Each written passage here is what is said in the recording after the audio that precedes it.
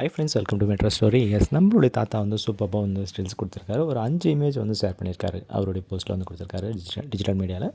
So என்ன அப்படின்னு பார்த்தீங்கன்னா, அவரும் சாமிநாதன் சார் 2 பேருமே சேர்ந்து இருக்கிற மாதிரி கொடுத்துருக்காங்க.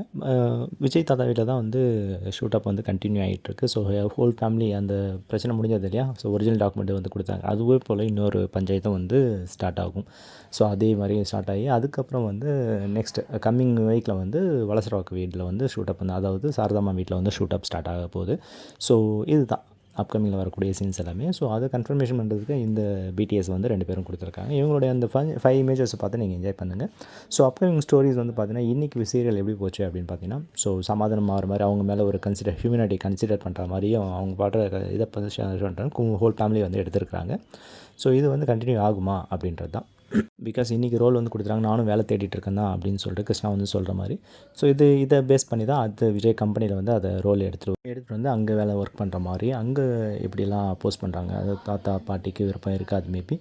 ஸோ அந்த மாதிரி கன்சிடரேஷன் போகும். இந்த சொத்து விஷயம் வந்து அப்படியே ஹோல்ட் ஆகும். ஸோ அவருக்கு ஒரு இன்கம் கொடுத்துட்டா தனியாக ஒரு வீடு எடுத்து அவங்க ஸ்டே பண்ணுற மாதிரி, அதுக்கப்புறம் அது வரக்கூடிய பிரச்சனைகள் அப்படின்னு சொல்லி இது பசுபதி ரோல் வராரு அப்படின்னு சொல்லியிருந்தோம். அதுவும் ஃபியூச்சரில் அப்டேட் பண்ணுறேன். நம்ம சேனலை ஃபாலோ பண்ணிக்கங்க.